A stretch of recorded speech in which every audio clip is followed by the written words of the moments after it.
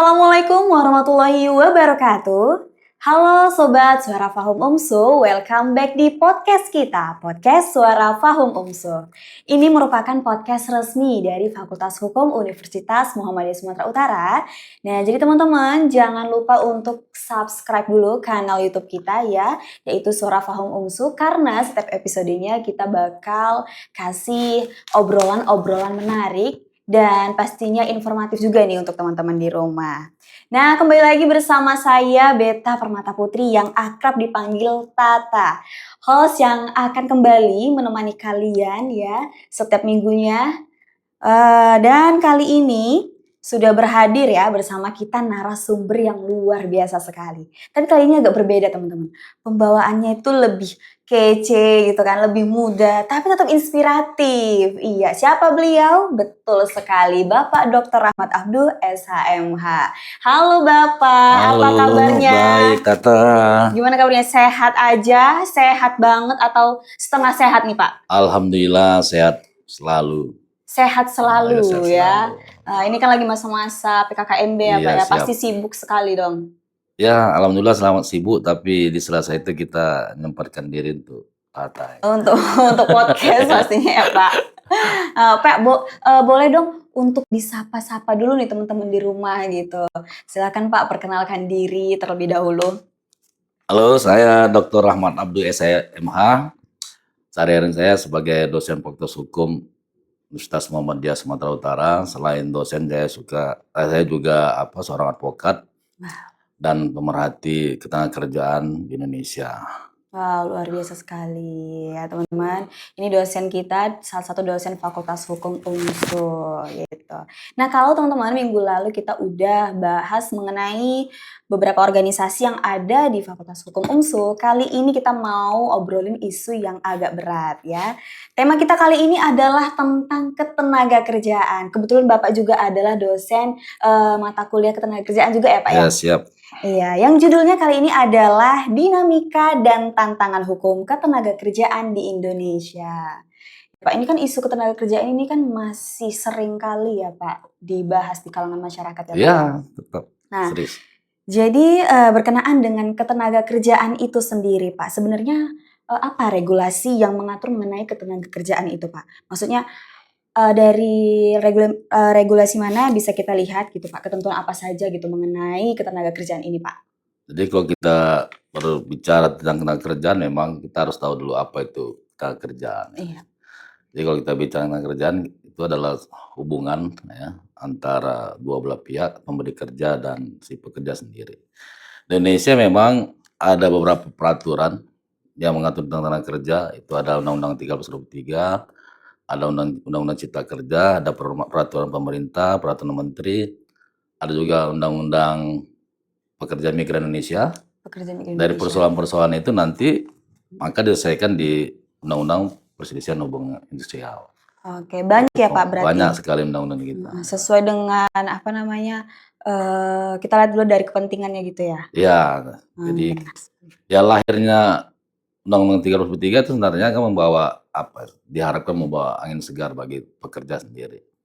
Jadi kalau kita bicara pekerja seperti Tata bilang tadi, dinamikanya memang terlalu dinamis.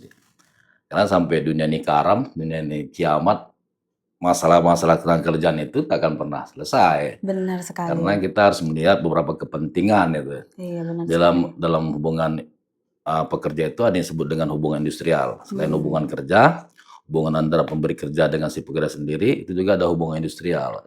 Jadi kalau bicara hubungan industrial itu kita lebih luas. Lebih luas ya Pak ya? Kalau hubungan pekerja, saya dengan si pemberi kerja itu hubungannya. Jadi hubungan kerja itu ya setiap orang yang melakukan bekerja pada orang lain itu sudah melakukan hubungan kerja.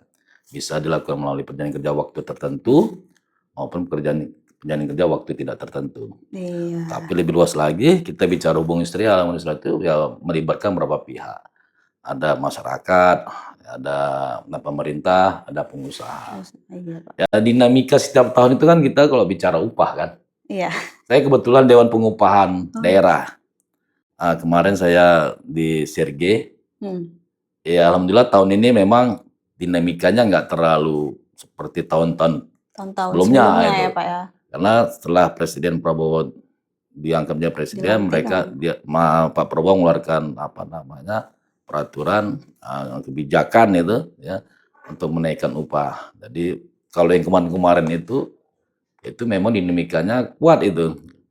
Yang tahun ini memang Pak Prabowo langsung dia kenaikan itu diucapkan. Tapi dinamika di pekerjanya bagus, di pengusahanya nggak bagus. Makanya APindo itu Asosiasi Pengusaha Indonesia melakukan upaya hukum ya di Mahkamah Agung untuk membatalkan peraturan pemerintah itu dan kenaikan upah. Tapi kan harus bergulir dia di akhir tahun kan harus ditetapkan upah itu. Benar-benar. Nah, Di tiap tahun memang selalu ada perubahan ya Pak ya. Dan ini ntar lagi juga nanti terjadi tuh. Biasanya di bulan 11, bulan 12 itu kami sudah mulai sidang itu kan untuk menetapkan upah, menunggu peraturan dari pusat itu kan. Maka itu disebutkan hubungan Israel. Jadi hubungan Israel ini banyak kaitannya. Ya. Jadi kita di negara kita memang kita tunduk pada peraturan pusat. Iya, seperti itu teman-teman ya. Jadi Pak, kalau misalnya bicara soal regulasi ketenagakerjaan ya kan Pak, akhir-akhir ini kan UU Cipta Kerja ini kan banyak jadi perbincangan ya kan, dan selalu menjadi perbincangan teman-teman ya.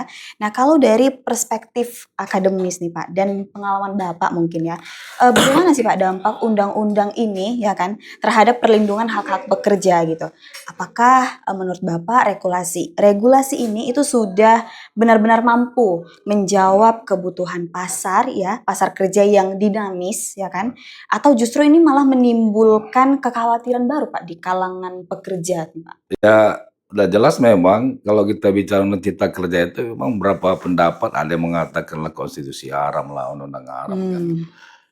Kebetulan di Fakultas Hukum UMSU itu pada waktu undang-undang cipta kerja itu dibahas, kita diperintahkan oleh Pak Rektor, ya Pak Rektor itu melalui LODikti melalui gubernur itu membahas itu.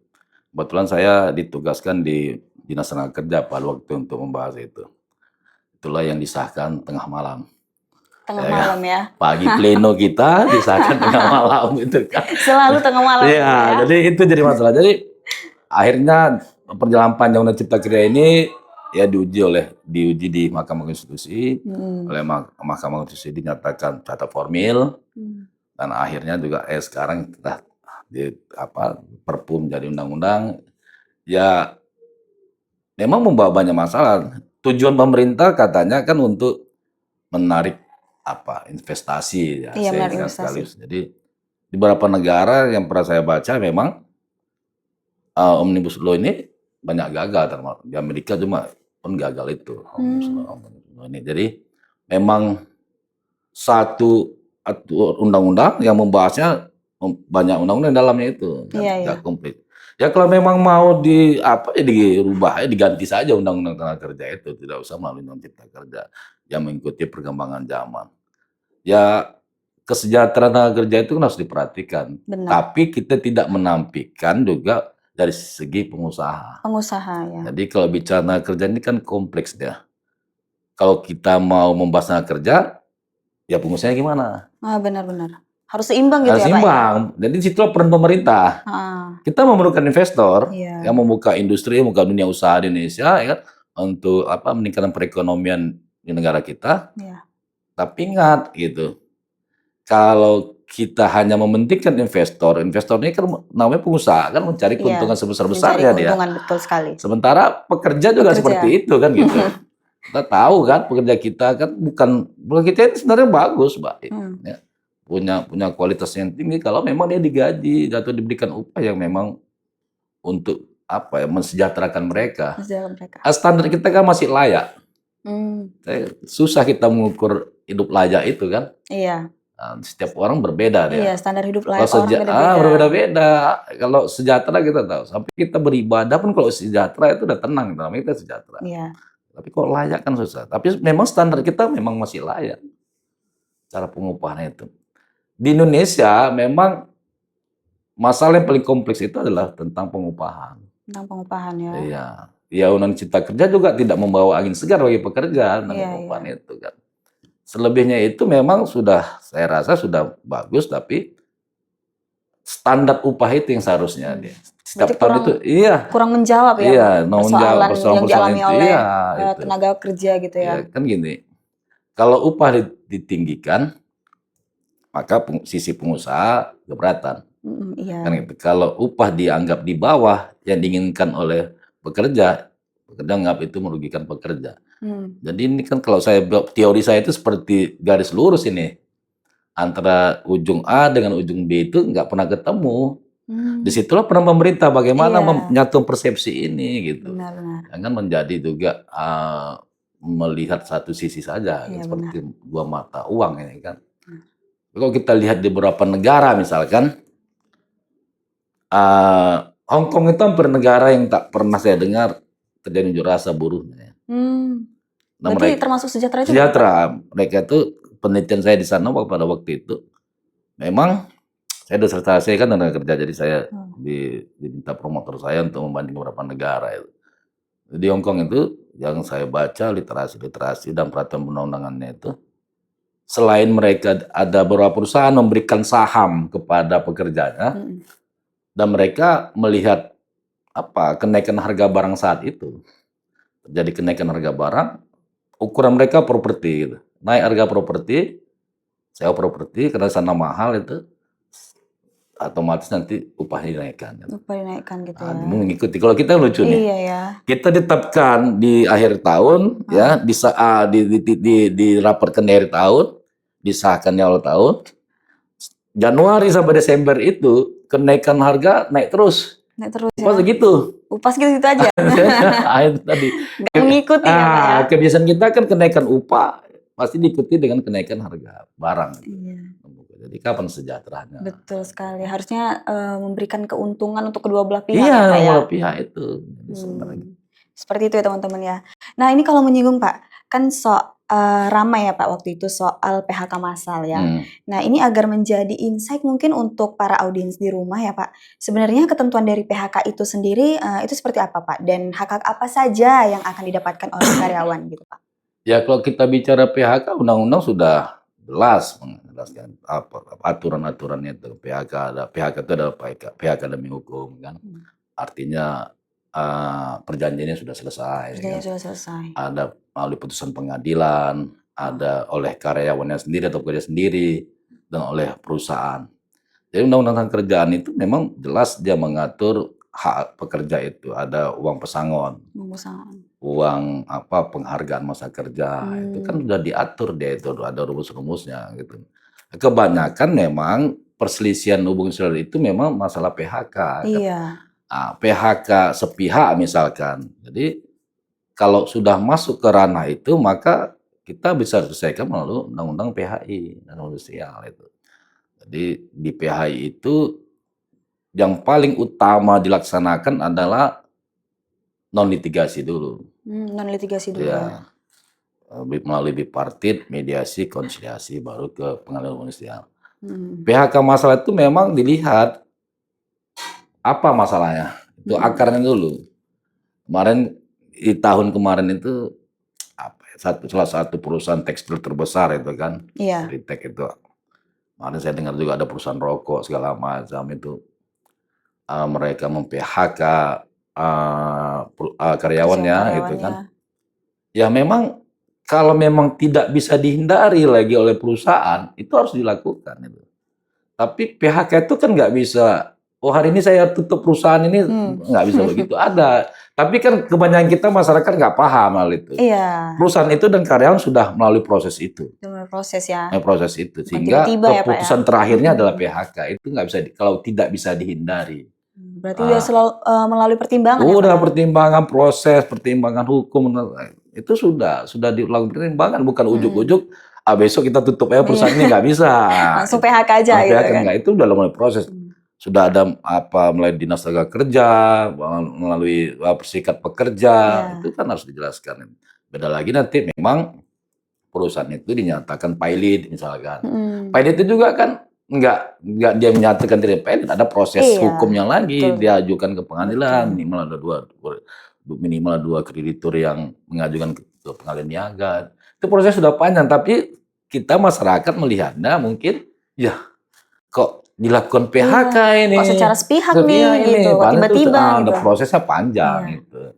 Asalkan hak pekerja itu diberikan. Jadi kalaupun ada hutang oleh perusahaan tempat ketiga, maka yang didahulukan itu adalah hak pekerja.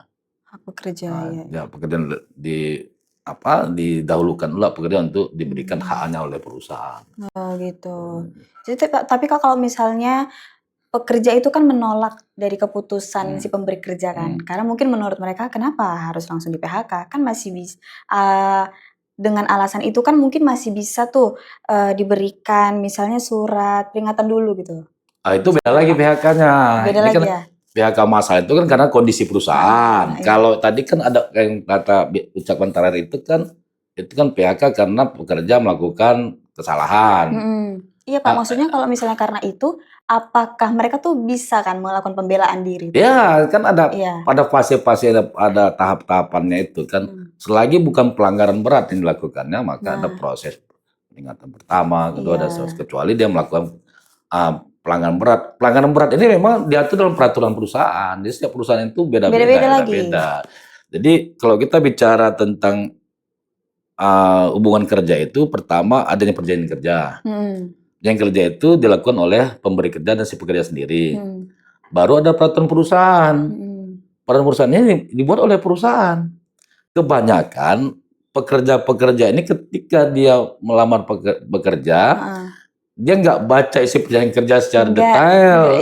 Nggak baca isi kontrak kerjanya gitu ya. Iya, dia nggak baca peraturan perusahaan. Dia ketika diterima, dia tekan saja, tanda tangani, dia bekerja. Setelah terjadi, baru kok begini.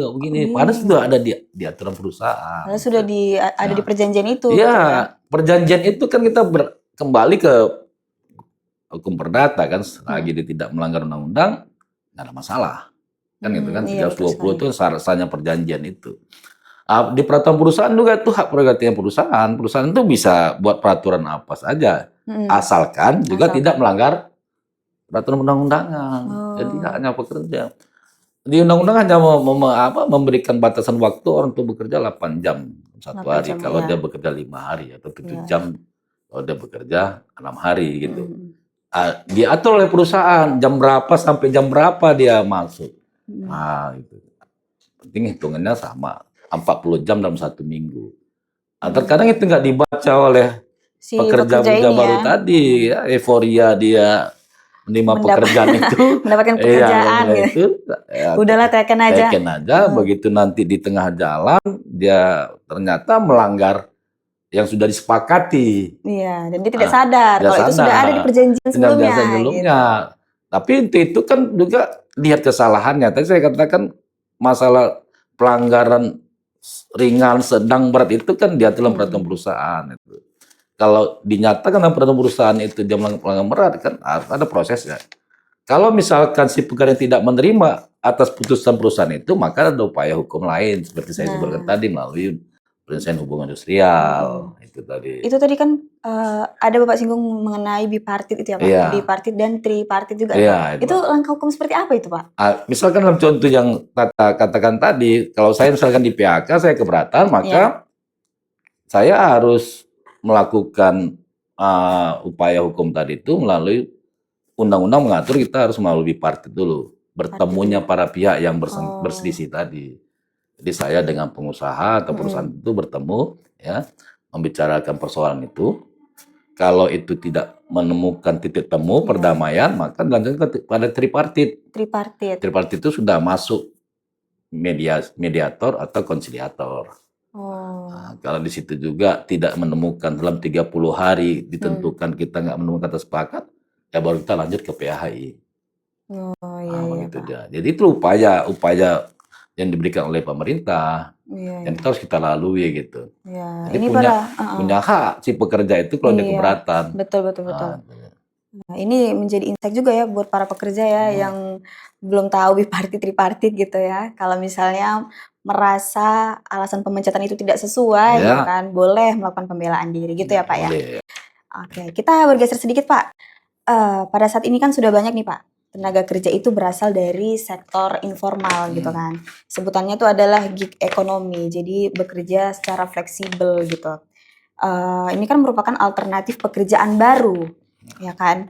Seperti misalnya freelancer Pak, atau ojek online gitu misalnya. Nah, tapi di sisi lain bicara soal perlindungan pekerjaannya, ya kan Pak, apakah mereka ini dapat perlindungan hukum yang sama atau tidak Pak dengan pekerja formal gitu?